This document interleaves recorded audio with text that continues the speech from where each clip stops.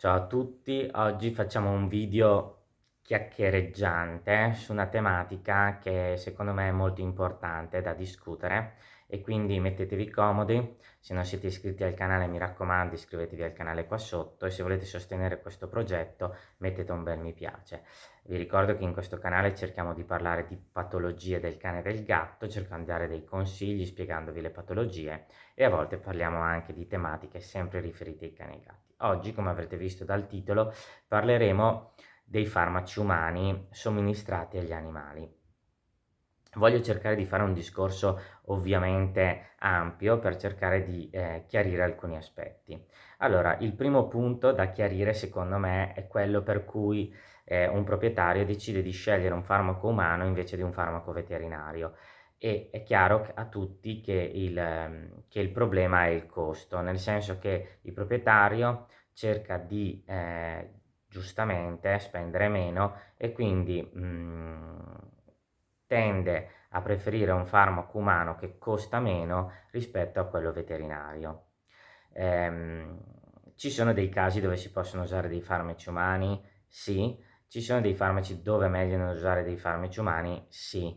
Nel senso che non si può fare di tutta un'erba un fascio, e quindi cercherò di spiegarvi quando si può utilizzare un farmaco umano e quando è meglio non utilizzarlo, o quando addirittura è pericoloso, perché magari è un farmaco che deve essere utilizzato per l'uomo, ma per esempio per il cane o il gatto non va bene.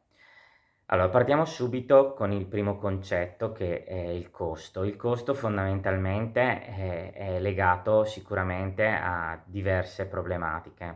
La prima problematica è che il farmaco umano ha un costo inferiore banalmente perché viene prodotto di più rispetto a quello veterinario. Quindi le normative ovviamente sono diverse, gli stabilimenti sono diversi e quindi fondamentalmente la produzione è diversa. Quindi abbiamo una produzione più elevata dal punto di vista umano rispetto a quello veterinario. È chiaro che non è solo quello l'aspetto economico, c'è sicuramente una componente di marketing e una componente chiaramente di aspetto anche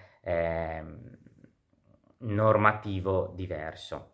Molto spesso nei farmaci umani, questo ovviamente in Italia, è il sistema sanitario nazionale che generalmente gestisce il farmaco umano, quindi il prezzo probabilmente è anche legato a un intervento diretto del Ministero della Salute, proprio perché molto spesso i farmaci vengono dati alle persone o a prezzi molto bassi o addirittura gratuitamente quando c'è una patologia in atto. Questo tipo di prezzo basso o gratuito esiste semplicemente perché non perché la casa farmaceutica lo regala, ma perché c'è qualcun altro che lo paga. Il concetto del gratis è perché c'è qualcun altro che paga, non perché è gratis.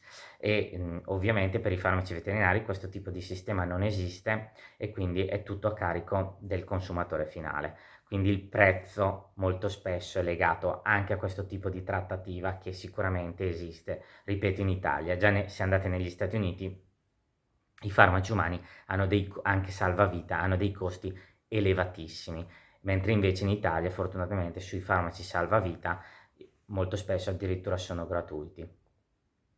Ricordo per esempio che io ho fatto una terapia per esempio per l'allergia al gatto e mi veniva comunque dato il kit con il vaccino dopo una visita dall'immunologa, quindi non pagavo effettivamente il prodotto, ma pagavo la visita. Non è perché la ditta che produceva questo vaccino me lo regalava, ma perché ci sarà stato il sistema sanitario che lo pagava.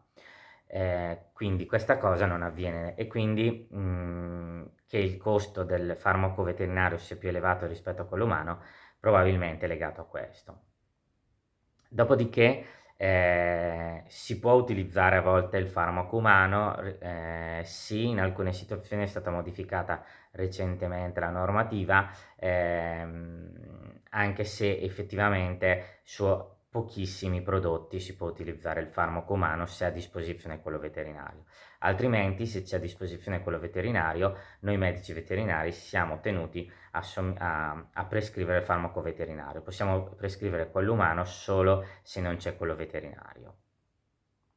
Dopodiché abbiamo un'altra questione. Il farmaco umano tendenzialmente ha dei tagli ben precisi. Se voi leggete il bugiardino si parla di bambini e adulti, raramente si parla di peso. Negli animali invece noi cerchiamo di somministrare il farmaco in base al peso. Questo perché abbiamo delle diversità di peso all'interno della stessa specie che sono veramente elevate. Prendiamo per esempio i cani. I cani noi passiamo da un adulto di Chihuahua che può pesare 2 kg a un adulto di Bull Mastiff che può superare i 50-60 kg. Quindi capite che sono 2 animali adulti ma con dei pesi esageratamente diversi e quindi il principio su cui si basa l'umano, cioè bambino adulto, in veterinaria non è possibile. Quindi la maggior parte dei farmaci sono fondamentalmente hanno delle pezzature in base al peso e questo serve per evitare intossicazioni, cioè dosaggi o sottodosaggi in cani che sovradosaggi in cani che pesano poco e sottodosaggi in cani che pesano poco. Quindi molto spesso facciamo un esempio sull'antibiotico, dare un antibiotico per uso umano a un cane è molto complesso perché per esempio magari un chihuahua di quell'antibiotico a uso umano ne dovrebbe prendere veramente troppo poco e quindi è difficile la somministrazione, rischiate chiaramente di sottodosare addirittura il problema o sovradosare il problema. Ricordate sempre che sottodosando il problema, per esempio quando si utilizza l'antibiotico, si rischia di creare una resistenza, un'antibiotico resistenza e quindi poi creare un problema ancora maggiore di sanità pubblica. Invece sovradosando rischiamo chiaramente di creare dei danni poi all'animale che lo deve prendere. La stessa cosa chiaramente avviene anche sugli antinfiammatori, per esempio, che poi chiaramente faremo un discorso a parte sugli antinfiammatori dei cani e delle persone.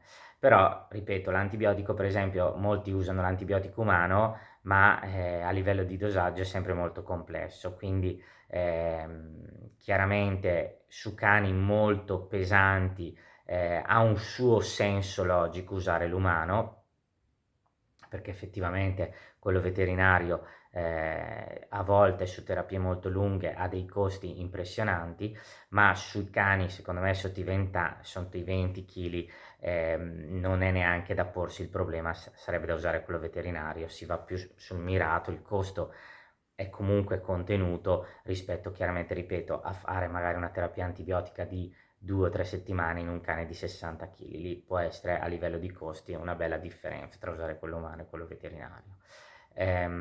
Ricordatevi però sempre il concetto che non è che quello umano costa meno perché ve lo regalano, ma perché c'è il sistema sanitario che lo paga, quindi lo pagano tutti e quindi anche da un punto di vista etico, tra virgolette, non sarebbe corretto. È chiaro che la normativa l'hanno cambiata, quindi si può utilizzare nel caso in cui c'è la possibilità, non in tutte le situazioni si può utilizzare il farmaco umano.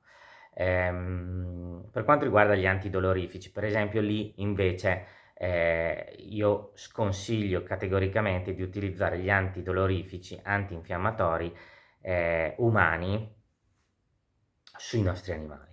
Questo perché le molecole più frequenti che noi utilizziamo in umana sono il paracetamolo, che è la tachipirina per capirci, l'aspirina, ok? Che tendenzialmente hanno una tossicità sul cane, mentre invece il paracetamolo è potenzialmente letale, mortale nel gatto. Quindi l'antinfiammatorio, l'antidolorifico, secondo me non ha nessun senso che voi utilizzate quelli umani, anzi rischiate di fare veramente dei grossissimi danni ai vostri animali, quindi utilizzate quello veterinario, mi raccomando. È chiaro che prima di utilizzare un farmaco umano va sempre chiamato il proprio medico veterinario di fiducia, perché, ripeto, un farmaco che diciamo di uso comune anche se anche in umana non dovrebbe essere di uso comune, ma dovrebbe essere sempre un medico che prescrive e non il farmacista che dice del farmaco perché avete un po' di mal di gola, ma su questo faremo un altro discorso sul ruolo del farmacista e sulla differenza medicina umana e medicina veterinaria. In questo caso contattate sempre il medico veterinario perché fondamentalmente, ripeto, ci sono dei farmaci potenzialmente letali di uso comune. Ripeto, la tachipirina è letale per il gatto, quindi mi raccomando, non fate mai questo tipo di errore. Quindi io generalmente ragiono così. Io prescrivo il farmaco veterinario ai miei pazienti, ma non usate antibiotici a caso perché create antibiotico resistenza, quindi non date mai antibiotico a caso, anche perché dovete darlo giusto, correttamente, i giorni giusti, altrimenti create antibiotico resistenza. L'antibiotico resistenza è una grandissima problematica dell'era moderna, quindi mi raccomando, non ci sono antibiotici che funzionano per alcune tipologie di batteri, quindi non usate gli antibiotici a caso, sempre contattare il medico veterinario, sempre far visitare l'animale, sempre decidere se bisogna utilizzare l'antibiotico o meno e non utilizzate certi tipi di antibiotici che ad oggi sono vietati in medicina veterinaria perché sono riservati solo alla medicina umana a causa dell'antibiotico resistenza. Per quanto riguarda gli antidolorifici, quindi i classici antinfiammatori che ognuno di noi ha nel cassetto dei farmaci, non usateli, cioè lì proprio sono tassativo, non usateli, uno perché per i cani molto spesso e per i gatti si utilizzano degli antinfiammatori diversi, che hanno un'azione diversa rispetto a quello che invece viene utilizzato per l'essere umano, e secondariamente perché sono potenzialmente letali, possono fare dei grossi danni e soprattutto, ripeto, il paracetamolo nel gatto può veramente ucciderlo, quindi mi raccomando, in primis contattare sempre il medico veterinario quando l'animale non sta bene. Il fai da te io non lo farei perché fondamentalmente voi non sapete i danni che il fai da te crea nella nostra professione. Molto spesso ci arrivano dei cani intossicati o dei gatti intossicati da farmaci somministrati ai proprietari perché fondamentalmente sono farmaci di uso comune che il proprietario ha un po' di l'aspirina banalmente, il paracetamolo, lo prendo io, ma lo vedo un po' dolorante, glielo do. Non sapete i dosaggi, non sapete quindi quanto deve essere somministrato in un cane, in un gatto, e quindi questo crea dei grossissimi danni. Quindi mi raccomando, ricordatevi sempre che gli antinfiammatori fanno del bene, ma hanno anche degli effetti collaterali importanti, soprattutto se il cane o il gatto hanno delle patologie in atto. Un saluto a tutti e alla prossima.